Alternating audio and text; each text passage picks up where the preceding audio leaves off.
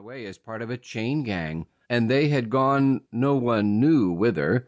She had seen the agonized expression on their faces as they turned to take a last look at their old cabin home, and had watched them from the top of the fence as they went off weeping and lamenting till they were hidden from her sight forever. She saw the hopeless grief of the poor old mother and the silent despair of the aged father, and already she began to revolve in her mind the question, why should such things be? Is there no deliverance for my people? The sun shone on, and Harriet still slept seated on the fence rail. They, those others, had no anxious dreams of the future, and even the occasional sufferings of the present time caused them but a temporary grief. Plenty to eat and warm sunshine to bask in were enough to constitute their happiness. Harriet, however, was not one of these. God had a great work for her to do in the world, and the discipline and hardship through which she passed in her early years were only preparing her for her afterlife of adventure and trial, and through these to come out as the savior and deliverer of her people when she came to years of womanhood. As yet, she had seen no visions and heard no voices, no foreshadowing of her life of toil and privation, of flight before human bloodhounds, of watchings and hidings, of perils by land and perils by sea, yea, and of perils by false brethren, or of miraculous deliverance had yet come to her. No hint of the great mission of her life, to guide her people from the land of bondage to the land of freedom.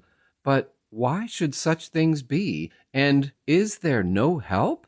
These were the questions of her waking hours. The dilapidated state of things about the great house told truly the story of waning fortunes, and poverty was pressing upon the master. One by one, the able-bodied slaves disappeared. Some were sold, others hired to other masters. No questions were asked, no information given. They simply disappeared. A lady, for so she was designated, came driving up to the great house one day to see if she could find there a young girl to take care of a baby.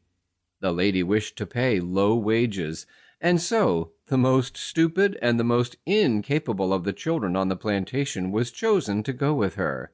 Harriet, who could command less wages than any other child of her age on the plantation, was therefore put into the wagon without a word of explanation, and driven off to the lady's house. It was not a very fine house, but Harriet had never before been in any dwelling better than the cabins of the Negro quarter. She was engaged as a child's nurse, but she soon found that she was expected to be maid of all work by day, as well as child's nurse by night. The first task that was set her was that of sweeping and dusting a parlor. No information was vouchsafed as to the manner of going about this work, but she had often swept out the cabin, and this part of her task was successfully accomplished. Then at once she took the dusting cloth and wiped off tables, chairs, and mantelpiece. The dust, as dust will do when it has nowhere else to go, at once settled again, and chairs and tables were soon covered with a white coating, telling a terrible tale against Harriet when her mistress came in to see how the work progressed. Reproaches and savage words fell upon the ears of the frightened child, and she was commanded to do the work all over again. It was done in precisely the same way as before, with the same result. Then the whip was brought into requisition, and it was laid on with no light hand. 5 times before breakfast this process was repeated, when a new actor appeared upon the scene. Miss Emily, a sister of the mistress, had been roused from her morning slumber by the sound of the whip and the screams of the child, and being of a less imperious nature than her sister, she had come in to try to set matters right.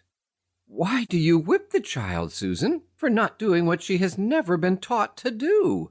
Leave her to me a few minutes, and you will see that she will soon learn how to sweep and dust a room." Then Miss Emily instructed the child to open the windows and sweep, then to leave the room and set the table while the dust settled, and after that to return and wipe it off. There was no more trouble of that kind.